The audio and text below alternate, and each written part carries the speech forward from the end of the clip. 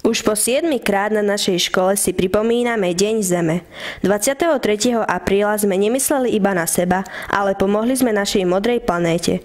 Ústrednou témou tohto dňa bol medveď, šelma Poľany. Žiaci na 1. stupni sa o šelme oboznámili prostredníctvom dokumentárneho filmu.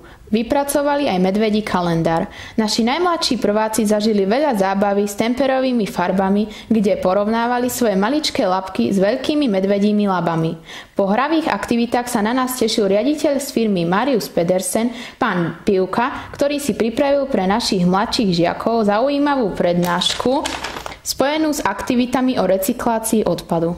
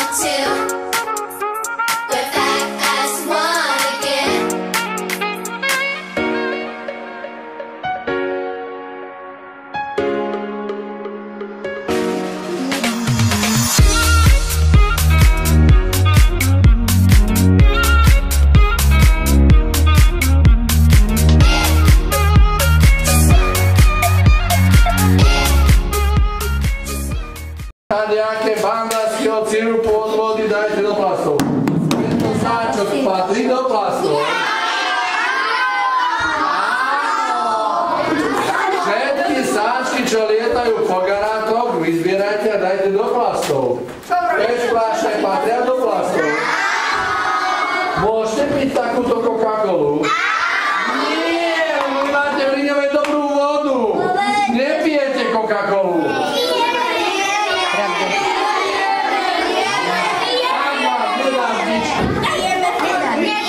Toto patrí do plastov. Dobre. Aj toto? Aj takéto sáčky. A takáto presnáša.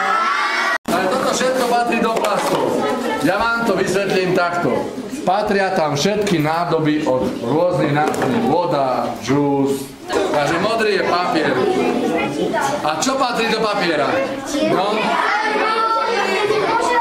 Čo sme tu pred vami urobili teraz? Ako? Smetisko, poď ty sem. Poď. A čo s tým smetiskom ideme urobiť?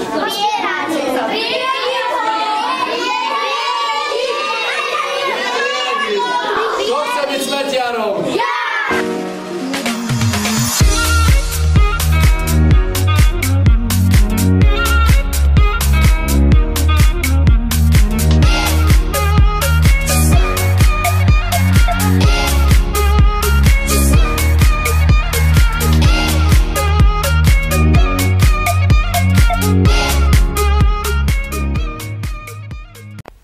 Žiaci z 2. stupňa vytvárali modely medveďov, plagáty o ich rôznych druhoch, slogany o zákaze sypania smeti do prírody a siedmaci pracovali na zábavnom komikse o stretnutí s medveďom.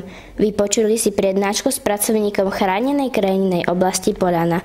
Osmáci sa oboznámili o význame a účinkoch liečivých rastlín, spracovali najznámejšie liečivé rastliny z nášho okolia a vytvorili slogan Ako chutia bylinky sa žiaci presvedčili prípravou bylinných čajov.